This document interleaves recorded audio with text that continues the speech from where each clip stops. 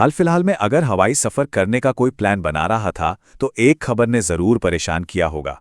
देश की सबसे बड़ी एयरलाइन इंडिगो, उसकी हजारों फ्लाइट्स कैंसिल हो गईं। सोचिए एयरपोर्ट्स पर क्या हाल हुआ होगा, हर तरफ अफरा तफरी। तो आज हम इसी पूरे मामले की तह तक जाएंगे और समझेंगे कि आखिर ये सब हुआ क्यों। तो सवाल यही है, इंडिगो की हजारों उड़ानें अचानक पूरे भारत में रद्द क्यों हो गई? मतलब ऐसा क्या हो गया कि इंडिगो, जो देश की सबसे बड़ी और भरोसेमंद एयरलाइंस में से एक मानी जाती है, उसने अचानक अपने पैसेंजर्स को ऐसे बीच रास्ते में छोड़ दिया? क्या कोई टेक्निकल प्रॉब्लम थी या फिर कहानी कुछ और ही है? चलिए पता लगाते हैं। तो सबसे पहले ये समझते हैं कि ये मामला आखिर कितना बड़ा था। मतलब इस डिसरप्शन का स्केल क्या था। और यकीन मानिए, ये कोई छोटी मोटी बात नहीं थी। ये एक ऐसा संकट था जिसने पूरे देश के एयर ट्रैवल नेटवर्क को हिलाकर रख दिया। देखिए, जो आंकड़े हैं वो अपने आप में ही पूरी कहानी बता रहे हैं। हजारों फ्लाइट्स या तो कैंसिल हो गई या फिर घंटों लेट। और ये सब चला लगातार 4 दिनों तक। दिल्ली, मुंबई, बेंगलुरु, हैदराबाद, मतलब देश के जो सबसे बड़े एयरपोर्ट्स हैं, वहां यात्रियों में जबरदस्त अफरा तफरी मच गई। ये सिर्फ नंबर्स नहीं हैं, ये हजारों लोगों की परेशानियां हैं, उनके बिगड़े हुए प्लान्स हैं। और बात यहीं नहीं रुकी। हद तो तब हो गई जब दिल्ली से एक पूरे दिन के लिए सारी की सारी डोमेस्टिक फ्लाइट्स कैंसिल कर दी गईं। जरा सोचिए, देश की राजधानी का एयरपोर्ट जो सबसे बिजी रहता है, वहां एक दिन के लिए कोई फ्लाइट ही नहीं उड़ी। ये कितना बड़ा फैसला था और इसने हजारों लोगों की जिंदगी को एक ही झटके में कैसे रोक दिया होगा। तो अब आते हैं सबसे बड़े सवाल पर। आखिर इस पूरे संकट की असली वजह क्या थी? पायलट और नियम। ज्यादातर लोगों को लगा कि शायद कोई टेक्निकल फॉल्ट होगा, कोई तकनीकी खराबी होगी। लेकिन नहीं, असली वजह कुछ और ही निकली। एक ऐसा नियम जो बनाया तो गया था पायलटों की सेफ्टी के लिए, उनकी भलाई के लिए, लेकिन उसी नियम ने पूरे सिस्टम को जाम कर दिया। तो ये पूरी कहानी घूमती है एक टर्म के इर्द गिर्द, FDTL। इसका मतलब है फ्लाइट ड्यूटी टाइम लिमिटेशंस। अब यह है क्या? देखिए, DGCA ने ये नए नियम बनाए थे ये पक्का करने के लिए कि पायलट्स को ड्यूटी के बीच में पूरा आराम मिले। और ये जरूरी भी है ना, सेफ्टी सबसे पहले आती है। कोई नहीं चाहेगा कि उसका प्लेन एक थका हुआ पायलट उड़ाए। तो देखिए हुआ क्या, ये पूरा मामला एक चेन रिएक्शन की तरह है।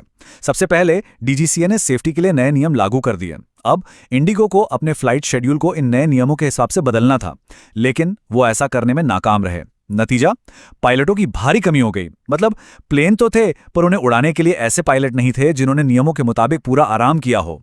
और बस यहीं से सारी गड़बड़ शुरू हुई और हजारों फ्लाइट्स को जमीन पर लाना पड़ा। अब जाहिर है, जब ऐसा कुछ होता है तो इसका असर सीधा आम लोगों पर पड़ता है। यात्रियों पर इसका क्या प्रभाव पड़ा, और ये इस कहानी का सबसे दुखद पहलू है। वो आम पैसेंजर्स जिन्होंने अपनी मेहनत की कमाई से टिकट खरीदा था, उनके लिए एयरपोर्ट एक बुरे सपने जैसा बन गया। एयरपोर्ट्स पर जो नजारा था वो सच में परेशान करने वाला था। सोचकर देखिए, यात्री रात रात भर एयरपोर्ट पर फंसे हुए हैं। टिकट काउंटरों पर मीलों लंबी लाइनें, टर्मिनल्स में इतनी भीड़ कि पैर रखने की जगह नहीं। हर तरफ गुस्सा और हताशा का माहौल था। और ये सिर्फ एक फ्लाइट छूटने की बात नहीं थी। लोगों की शादियां थी, किसी को मेडिकल अपॉइंटमेंट के लिए पहुंचना था, किसी का जॉब इंटरव्यू था। ये सब कुछ इस अफरा तफरी की वजह से प्रभावित हुआ। ये वो नुकसान है जिसकी भरपाई पैसों से नहीं हो सकती। तो जब मामला इतना बढ़ गया तो सरकार को एक्शन लेना ही था। चलिए अब देखते हैं कि इस पूरी लापरवाही पर सरकार ने क्या सख्त कदम उठाए। सरकार ने इसे बहुत गंभीरता से लिया। इसे सिर्फ एक गड़बड़ी नहीं बल्कि सर्विस फेलियर कहा गया। ये एक बहुत बड़ा टर्म है। इसका सीधा मतलब है कि एयरलाइन अपनी बेसिक सर्विस देने में पूरी तरह से फेल हो गई। ये सिर्फ एक चेतावनी नहीं थी, ये एक सीधा और गंभीर आरोप था। और इसके बाद एक एक्शन लिए गए। DGCA ने इंडिगो से पूरी रिपोर्ट मांगी। सरकार ने साफ साफ आदेश दिया कि सभी यात्रियों का पैसा रविवार तक वापस किया जाए।